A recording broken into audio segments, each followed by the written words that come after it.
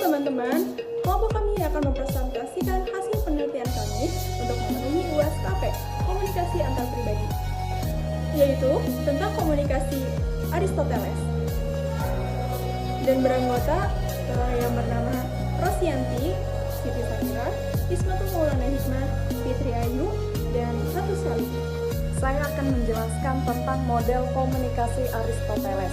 Aristoteles, filsuf Yunani kuno, mengemukakan model komunikasi yang dikenal sebagai model komunikasi Aristoteles atau retorika. Model ini berfokus pada retorika, yaitu seni berbicara dan mempengaruhi orang lain melalui kata-kata. Berikut penjelasan sejarah, peran, fungsi, elemen-elemen, kelemahan, serta kelebihan dari model komunikasi Aristoteles. Selanjutnya yaitu penjelasan mengenai model komunikasi Aristoteles. Model komunikasi Aristoteles terdiri dari 3 elemen utama. Yang pertama ada pembicara atau ethos, yang kedua pendengar atau pathos, dan pidato atau logos. Aristoteles percaya bahwa komunikasi yang efektif melibatkan penggunaan yang tepat dari ketiga elemen ini. Ethos merujuk pada karakter dan kredibilitas pembicara. Pathos adalah emosi dan perasaan yang ingin disampaikan kepada pendengar, sedangkan logos adalah logika dan argumen yang digunakan dalam berpidato. Sejarah model komunikasi Aristoteles mengembangkan model komunikasi pada abad ke-4 SM. Dalam karyanya yang terkenal, Retorika, karya ini membahas teori retorika dan memberikan pedoman bagi pembicara untuk mempengaruhi pendengar dengan cara yang efektif. Model ini mempengaruhi perkembangan studi komunikasi dan retorika selama berabad-abad. Baik, terima kasih. Saya Rosyanti akan melanjutkan menjelaskan tentang elemen-elemen model komunikasi Aristoteles. Dalam model ini terdapat 3 elemen, yaitu ada ethos, pathos, dan logos. Yang pertama ethos. Ethos merujuk pada karakteristik dan kredibilitas pembicara. Artinya di mana seorang pembicara atau komunikator harus memiliki karakteristik yang sesuai dengan bidangnya. Selanjutnya ada pathos. Pathos berhubungan dengan emosi dan perasaan yang disampaikan kepada pendengar. Pembicara menggunakan kata-kata dan bahasa tubuh yang tepat untuk menggerakkan dan mempengaruhi emosi pendengar. Jadi, di elemen yang kedua ini, pathos artinya seorang pembicara ataupun komunikator harus bisa menguasai komunikasi nonverbalnya kepada seluruh komunikan, di mana saat bisa mengendalikan dan mengontrol emosi seluruh pendengar, maka pesan yang disampaikan tersampaikan secara merata oleh gaya bahasa dan mimik wajah kepada para pendengar. Nah, selanjutnya yang ketiga yaitu logos. Logos berkaitan dengan logika dan argumen yang digunakan dalam berpidato atau menyampaikan pesan.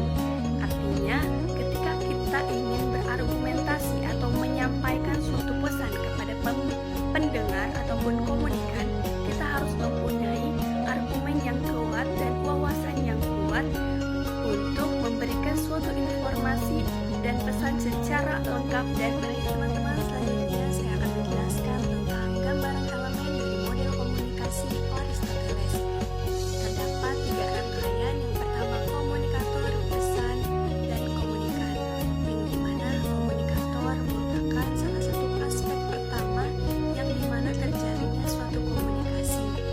Yang kedua, seorang komunikator pastinya tentu selain harus memiliki karakteristik yang sesuai dengan bidangnya tadi, di sini harus ada pesan yang dimana apa yang ingin dia sampaikan, informasi apa yang ingin dia sampaikan kepada pendengar ataupun komunikan.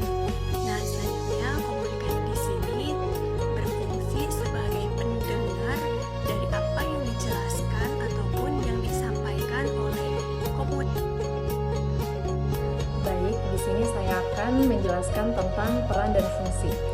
Peran model komunikasi Aristoteles bertujuan untuk membantu pembicara menjadi lebih efektif dalam menyampaikan pesan kepada pendengar. Aristoteles menekankan pentingnya membangun etos yang kuat, mengunggah emosi pendengar melalui pathos, dan menggunakan argumen yang logis dan meyakinkan melalui logos. Model ini memberikan peran mempengaruhi, meyakinkan, dan mempengaruhi pendengar. Dan fungsinya, model komunikasi Aristoteles berfungsi sebagai kerangka kerjaan yang membantu pembicara dalam merencanakan dan menyampaikan pesan yang efektif.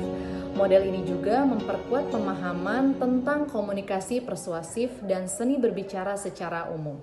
Kelebihan dan kekurangan. Kelebihannya ialah yang pertama fokus kepada retorika, dan yang kedua yaitu relevan dalam berbagai konteks. Yang ketiga ialah menekankan pada pendekatan persuasif.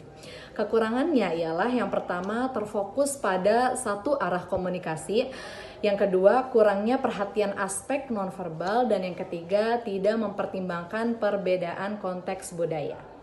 Baik, dari kesimpulan Aristoteles yaitu mengungkapkan menerapkan konsep model komunikasi Aristoteles dalam menghidupi sehari-hari memiliki beberapa manfaat dan prevalensi yang dapat meningkatkan kemampuan komunikasi kita seperti meningkatkan kredibilitas, menggerakkan emosi, meningkatkan persuasi, dan memperkuat kemampuan berbicara agar kita menjadi komunikator yang lebih baik dan efektif dan persuasif.